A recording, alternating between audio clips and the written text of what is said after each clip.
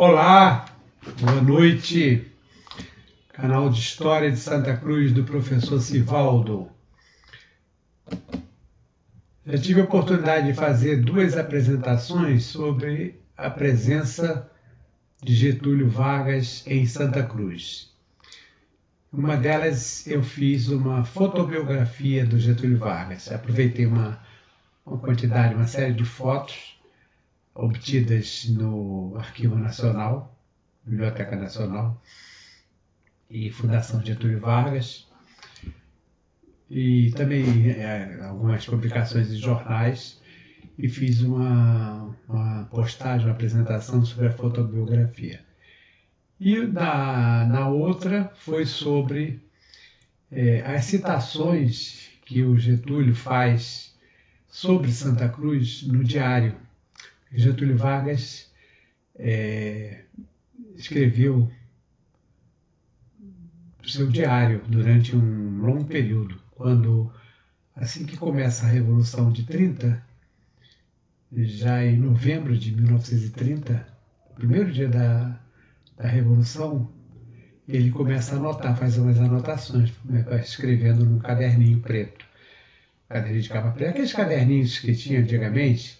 Quem é mais antigo assim que nem eu, eram os cadernos que vendiam com um caderninho de pautado com as capinhas pretas. E eu já fiz esse comentário, mas eu vou repetir aqui. Ele fazia isso às escondidas, ele não queria que ninguém soubesse, nem a filha, ninguém, né, a esposa nem a filha. Mas um dia, claro que quem consegue fazer ficar fazendo um trabalho durante o ano, porque ele começou em 1930 e vai terminar já em 1942, 45, ao todo foram 13 caderninhos. E a esposa dele, a Darcy, dona Darcy Vargas, ela um dia comentou com a filha, né? Seu pai anda escrevendo umas coisas no caderno, quando eu chego ele esconde e tal. E aquilo chamou, ela escrevendo, né, no livro Getúlio Vargas, meu pai. Então ela disse que aquilo deu um alerta. O que será que ele está fazendo aí? Depois que ele morreu, passou um tempo, né, começaram a reunir o acervo todo e descobriram que foram 13 cadernos. Ele anotava tudo. E sobre Santa Cruz, aí a neta dele, a Celina Vargas do Amaral Peixoto, com quem eu tive o prazer de trabalhar no Arquivo Nacional, quer dizer, eu fiz um estágio no Arquivo Nacional lá na década de 80, e a Celina era a diretora do Arquivo Nacional. A Celina é socióloga, né? E também foi presidente da Fundação Getúlio Vargas. Uma mulher muito inteligente, organizou o Arquivo Nacional durante um tempo, fez um trabalho excelente no Arquivo Nacional, e a Celina então resolveu publicar o Arquivo Nacional. Então, com o apoio da Fundação Getúlio Vargas, o CPDOC, que é o Centro de Documentação da Fundação Getúlio Vargas, que alguns pesquisadores, eles organizaram, e ela publicou todos os caderninhos, os textos, né? São dois volumes, são 565 páginas no primeiro, no segundo são 600 e tantas páginas, tem um índice interessante porque tem ali os nomes dos ministros, as autoridades, enfim, para pesquisa. E sobre Santa Cruz, então, estava dizendo, no primeiro volume tem algumas anotações, e no segundo também. Mas, além disso, claro, não foi... Porque ele, quando o Getúlio fazia alguma atividade, algum programa e tudo, uma agenda, ele anotava. Então, por exemplo, no caso de Santa Cruz, ele anota quando ele vem a Santa Cruz, por exemplo, quando ele estava para vir a Santa Cruz para visitar as obras de saneamento, né? Saneamento da Baixada de Sepetiba e saneamento da Baixada Fluminense, que estava sendo realizado aqui pelo Ildebrando de Araújo Góes, a equipe toda, né? E o Getúlio, então, escreve que viria para Santa Cruz, mas teve que transferir por causa da chuva. E ele escreve também sobre visitas à base. Em 1936, em dezembro de 1936, ele vem a Santa Cruz para inaugurar, ele escreve lá no diário dele, né, que vem para inaugurar o hangar o aeroporto Bartolomeu de Gusmão. Ele escreve lá no diário dele, né, que ele vem a Santa Cruz e aí diz que percorreu todas as instalações, fala que o Brasil, que a construção foi uma empresa alemã, mas foi o Brasil que prestou o dinheiro e tudo. Ele vem muito entusiasmado, porque o Getúlio ficou assim apaixonado pela aviação, porque ele começa todas as viagens que ele vai fazer, ele vai aproveitar para viajar de avião. E também, no caso, tanto nos dirigíveis, né? E depois no Blimp. A apresentação que eu quero fazer hoje é sobre a viagem que ele veio fazer para o primeiro voo dele no Blimp. O Blimp é um tipo de um dirigível, é um balão mais ou menos de PVC, né? Até hoje eles usam, tem a Godia, tem algumas empresas que fazem, que ainda usam, Pané usou também. É um balão enorme, não é tão gigantesco como o dirigível, né? E no caso também dos dirigíveis, eu gostaria de abrir um parênteses aqui, porque geralmente nós falamos hangar do Zeppelin, mas aquele hangar não era só para o Zeppelin, porque nós tivemos aqui não só o Zeppelin, mas também outro dirigível chamado Hindenburg, que era muito maior do que o Zeppelin, e que fatidicamente ele explodiu lá em Nova Jersey durante a tentativa de aterrissagem, né? Explodiu, muitas pessoas morreram, e por isso foi um dos motivos também deles terem terminado com a linha. Esse foi um dos motivos. Outros motivos também, que depois vocês vão ver, porque o Getúlio, quando ele inaugura o hangar, quando tem a instalação da linha, né? Porque essa linha era uma linha internacional, ela vinha de Frankfurt, passava por uma cidadezinha, um lugarejo lá em Recife chamado Jiquiá, e de lá do Recife vinha para o Rio de Janeiro. E isso, claro, vocês sabem que está envolvendo, são dois países, envolve inclusive outros países também, porque passava daqui do Brasil, ele ia para Nova York, para Nova Jersey, então ele percorreu o mundo todo. Isso envolvia, claro, dinheiro, política e tudo mais, né? E quando Getúlio vem para cá, isso aí é uma festa, a imprensa toda tem uma repercussão tremenda, estrondosa. Tanto no Rio de Janeiro como fora também. Eu, inclusive, andei pesquisando nos jornais de São Paulo, tem lá notícias sobre a construção e a inauguração do aeroporto Bartolomeu de Gusmão. O aeroporto Bartolomeu de Gusmão, para a época, tem vários jornais que escrevem isso. Era um dos maiores aeroportos, principalmente por causa do hangar, do mundo. Porque o hangar, só havia dois hangares, só dois hangares que foram construídos para abrigar os dirigíveis, como o Hindenburg. O Hindenburg era enorme, o Zeppelin também, que foi o de Santa Cruz e o da Alemanha. O da Alemanha, na guerra, foi destruído e ficou só o de Santa Cruz. O hangar do Zeppelin de Santa Cruz é o único hangar que foi construído especialmente para Zeppelin. Já ouvi pessoas questionando isso. Não, porque tem outro hangar aqui. Existem sim, mas não construído especialmente para dirigíveis. E tanto o do nosso aqui como o da Alemanha foram. Só que o da Alemanha acabou sendo destruído e o nosso permaneceu. Então a apresentação de hoje é exatamente sobre, não no caso aqui sobre os dirigíveis da década de 30, mas sim sobre blimps. Como eu já falei, os blimps, assim que o Getúlio Vargas, porque nós tivemos aí em 1941 a criação do Ministério da Aeronáutica. Nós estávamos o mundo já estava em guerra, o Brasil ainda não tinha declarado guerra, né? O Brasil só vai declarar guerra depois do bombardeio, né? dos nossos navios mercantes por submarinos. que o presidente vai declarar guerra ao eixo Alemanha, Itália e Japão. Então, já em 44, em 42 é criado, em 1941 é criado o Ministério da Aeronáutica e a Força Aérea Brasileira. E em 1942 já temos a base aérea de Santa Cruz.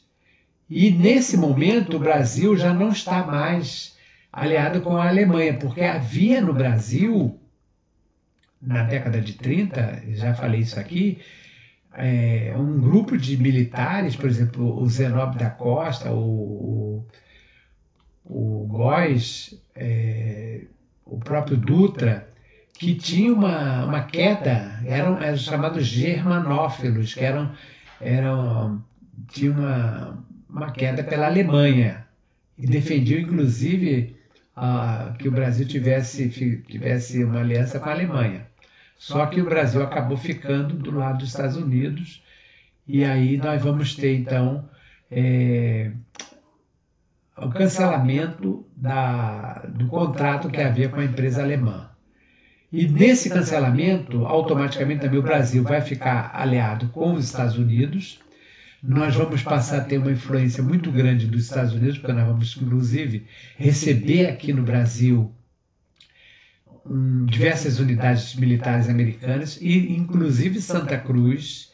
E nesse caso do hangar, ele vai ser adaptado para abrigar os blimps. Blimp é uma sigla em inglês do balão de observação, que é um balão voador de observação, que pode ser dirigível ou não, mas geralmente ele é dirigível. Então, a Marinha norte-americana que vai implantar, que vai utilizar o hangar de Santa Cruz para abrigar os dirigíveis, né? Não apenas a de Santa Cruz, porque esses blimps vão ser também implantados em várias partes do Brasil, em outras partes também no litoral. E eles vão prestar um serviço extraordinário porque eles vão servir como proteção, porque eles vão, inclusive, servir para identificar a localização de submarinos. Isso vai ajudar bastante as forças terrestres, né? Então, hoje, neste sábado chuvoso, dia 5 de abril de 2025, estarei falando sobre o primeiro voo do presidente Getúlio Vargas no Blimp, aqui em Santa Cruz. Mais uma presença de Getúlio Vargas em Santa Cruz. Porque Getúlio Vargas foi o presidente, foi um dos governantes, quando eu falo de governantes, eu vou incluir todo mundo, desde os provinciais dos jesuítas, que estiveram aqui, passando pelos vice-reis, por Dom João como príncipe regente, Dom João como rei, Dom Pedro I, Dom Pedro II, a própria imperatriz Dona Leopoldina, que ficou como regente enquanto Dom Pedro viajou para São Paulo antes da independência, depois Dom Pedro II, depois a princesa Isabel, que ficou também como regente quando Dom Pedro teve que se ausentar por problemas de saúde, também quando ele viajava, ela também estava como governante, era regente. Todos eles, e depois os presidentes da República, desde Deodoro da Fonseca. Deodoro da Fonseca esteve aqui em Santa Cruz já nos exercícios militares da corte, em 1885, e todos os presidentes da República Velha, quase todos os presidentes. Então, o Getúlio, de todos esses governantes, com exceção de Dom Pedro II, que foi o que mais permaneceu no poder, foi aquele presidente que mais tempo ficou no poder central, no poder executivo nacional. E foi também o presidente, o governante que mais esteve em Santa Cruz presente, né? Porque ele veio em vários momentos. Alguns momentos, como eu falei, ele registrou no diário, outros não. E aí nós vamos encontrar informações na imprensa. Então, o caso de hoje é sobre o primeiro voo do presidente da República, Getúlio Vargas, no Blimp, aqui em Santa Cruz, em 1944.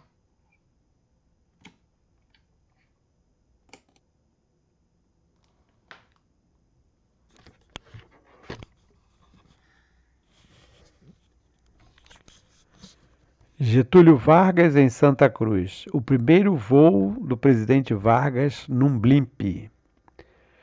Getúlio Vargas foi o presidente da República que mais vezes esteve em Santa Cruz.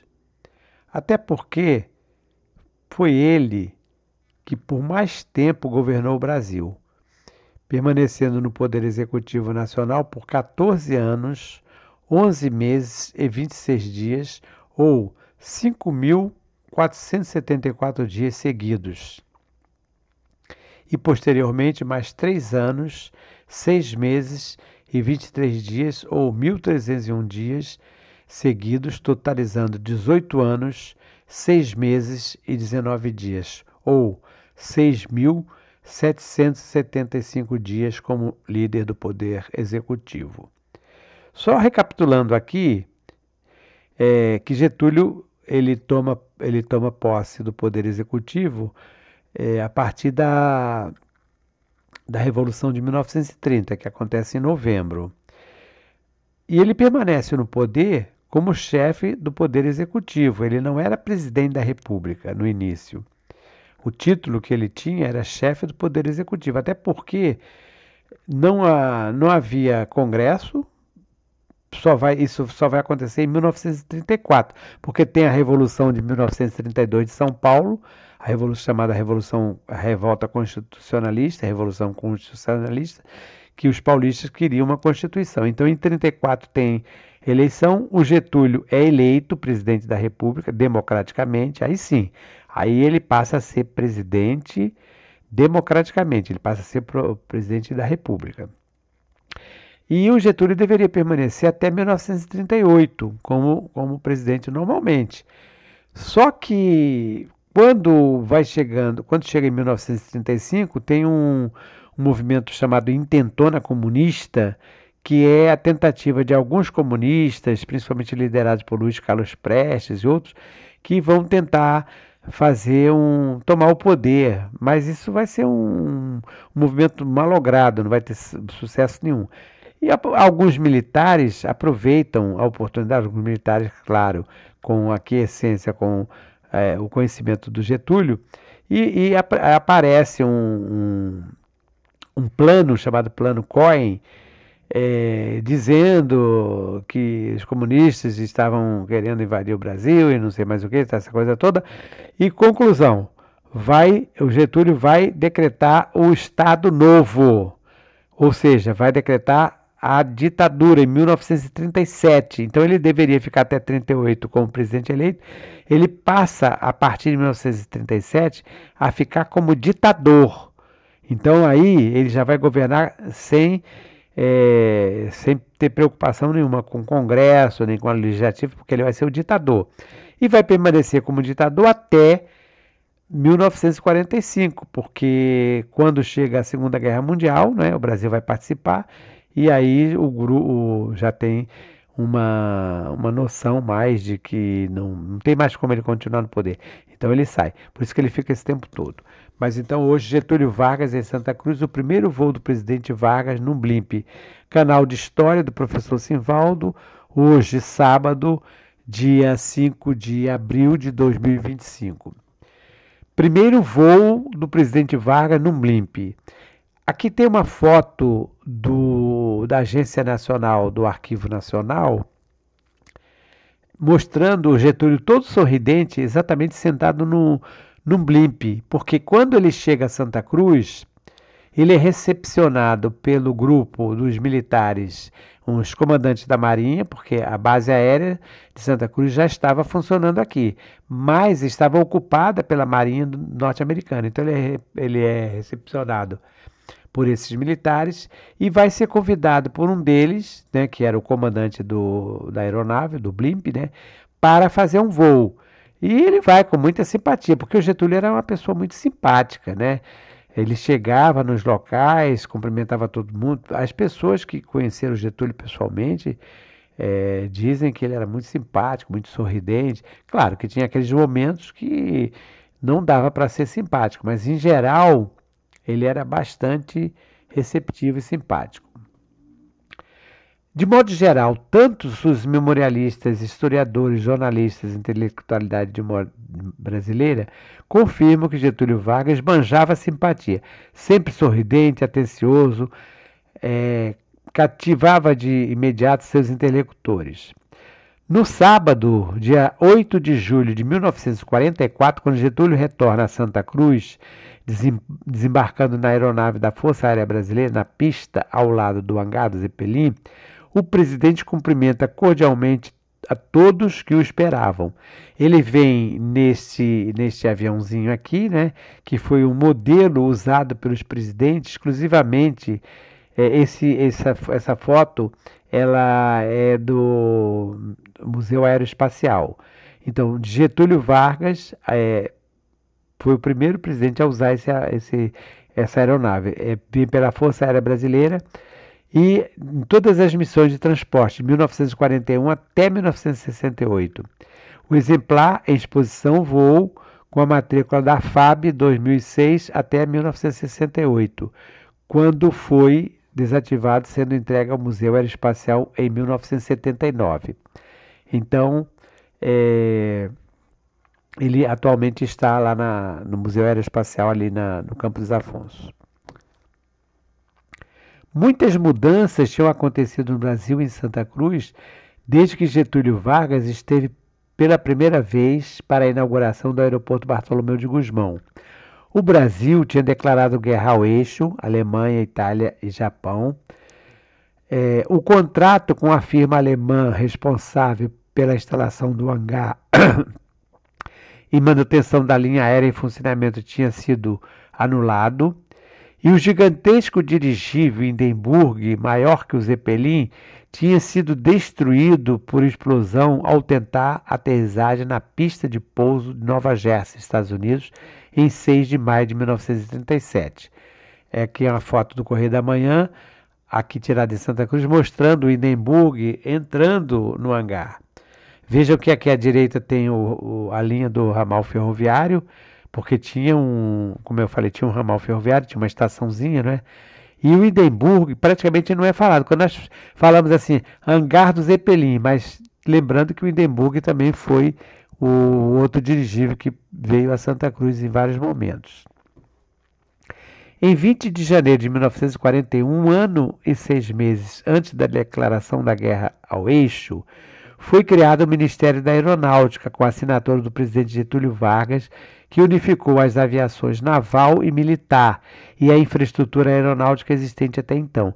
Quer dizer, existia uma aeronáutica, não um Ministério da Aeronáutica, mas existia uma aeronáutica, forças aéreas, né, vinculadas tanto ao Exército como à aeronáutica. Mesmo uma companhia de aviação civil já havia desde das primeiras décadas do século XX. Inclusive aqui em Santa Cruz chegou a existir uma chamada Escola Nacional de Aviação.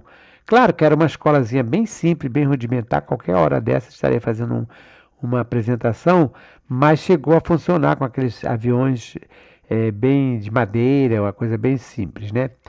Tem aqui uma foto mostrando quando Getúlio Vargas esteve para fazer a inauguração do aeroporto Bartolomeu de Gusmão, com com alguns dos seus ministros, né, os militares também, e todos sorridentes, porque nesse momento aqui o Brasil ainda estava com namoro com a Alemanha. O Getúlio foi muito elogiado pela imprensa como aquela pessoa que mais apoiou a aviação na América. Só nos aviões da Pan Air do Brasil e da Pan American Airways, o presidente Getúlio Vargas já voou mais de 60 horas e percorreu cerca de 12.400 quilômetros. Ele tinha verdadeira paixão pela aeronáutica. O Jornal Imparcial, edição de 14 de setembro de 1941, e outros órgãos da imprensa brasileira não se cansavam de elogiar Getúlio, tanto pela implantação da linha de dirigíveis com a Alemanha, como também pelas obras de melhoria no aeroporto Bartolomeu de Gusmão, considerado na época um dos maiores do mundo. E também por outros aeroportos no Brasil para fora, né? Porque existiam outros aeroportos também que o Getúlio estava sempre apoiando. A transformação do gigantesco hangar do Zeppelin e demais instalações da já instalada Base Aérea de Santa Cruz, criada em seguida a fundação do Ministério da Aeronáutica e da Força Aérea Brasileira, FAB, em local para servir de abrigo dos blimps oriundos da Marinha dos Estados Unidos, vai demarcar uma nova página na história da aviação brasileira e também na história de Santa Cruz. Porque até então nós estávamos, quando nós tivemos aqui os dirigíveis, nós estávamos muito vinculados à Alemanha. E a partir do momento aqui, nós vamos passar a estar vinculados, assim, dependendo politicamente, inclusive, dos Estados Unidos. Veja aqui que essa foto da revista da semana mostra que se trata de uma aeronave da Marinha norte-americana. Foto ao lado, publicada na revista da semana, mostrando um dos balões infláveis usado como dirigível para observação do alto. Os blimps marcaram presença em todo o litoral brasileiro e tanto a adaptação do hangar de Santa Cruz como em setores de outras bases aéreas foi um trabalho técnico coordenado pelos comandantes Varig e Dodge, da missão naval norte-americana no Brasil. Esses dois é que vão receber o Getúlio Vargas quando ele chega a Santa Cruz. E a imprensa fez repercutir o ato da instalação dos equipamentos para servir como base dos blimps, dando grande destaque ao primeiro voo realizado pelo presidente Getúlio naquele balão de observação. O senhor presidente da República visitou no dia 8 de julho de 44, a base aérea de Santa Cruz, que é uma das melhores existentes no país. Esse é um artigo da revista Avião, publicado em julho de 1944. Antes do Brasil entrar na guerra, era Santa Cruz um campo de pouso, mas atualmente é um centro militar dotado dos mais modernos recursos e de completa e eficiente aparelhagem a fim de poder atender aos encargos que couberam à Força Aérea Brasileira com o serviço de vigilância e patrulhamento dos mares do Sul. Claro que com o apoio da Marinha Americana, As obras ali realizadas na gestão do senhor ministro Salgado Filho foram percorridas pelo senhor presidente da República com interesse e satisfação, verificando o desenvolvimento que tomou a base desde quando se deu a transferência do primeiro regimento de aviação do Campos Afonso para Santa Cruz. Então esse primeiro regimento de caça, veio para Santa Cruz e esses oficiais é que vão participar da Segunda Guerra Mundial. Essa foto foi tirada da Revista Marítima, edição de 1987. O ministro Salgado Filho era considerado um dos melhores ministros, um dos melhores ministros da Aeronáutica do Brasil. Ele tinha bastante prestígio com o Getúlio Vargas, Getúlio confiava muito nele, ele permaneceu um longo período no poder. Então, tanto ele ajudou o Getúlio Vargas, como o Getúlio Vargas também o ajudou, porque depois ele não era militar, ele era civil, era ministro militar, mas ele era civil. O senhor Getúlio Vargas, descendo do dirigível, manifestou a magnífica impressão do voo, dizendo que foram um dos melhores que já realizara.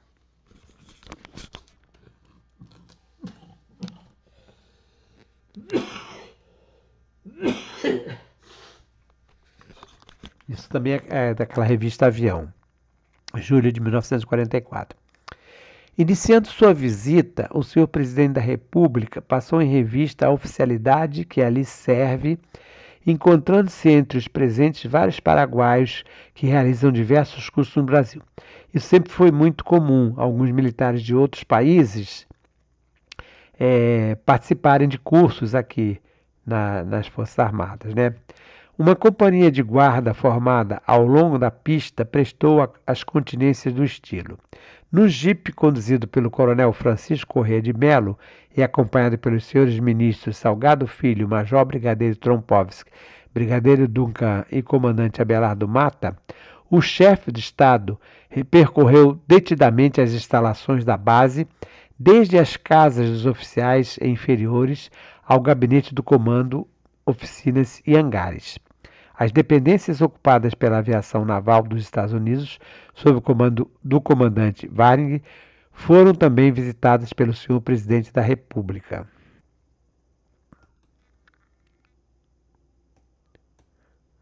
Aviões da base de Santa Cruz realizam um bombardeio simulado sobre o mar.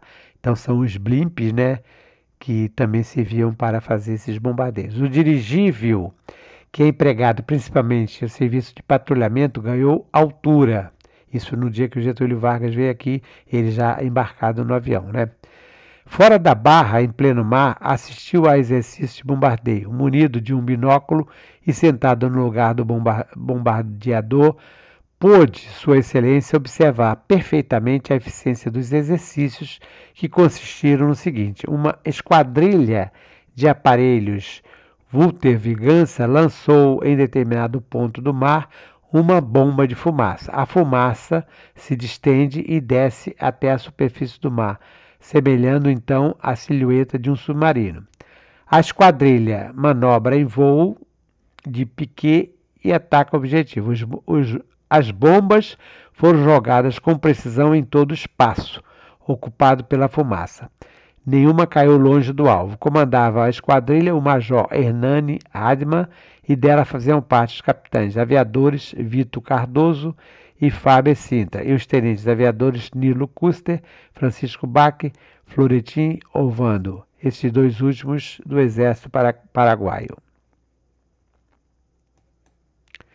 Então, vejam aqui, esses exercícios faziam parte das manobras realizadas pelos blimps. E os blimps, visitados pelo Getúlio Vargas exatamente no mês de julho de 1944, tiveram um trabalho extraordinário em todo o litoral brasileiro, inclusive identificando posições de submarinos e evitando que nós tivéssemos outros navios bombardeados.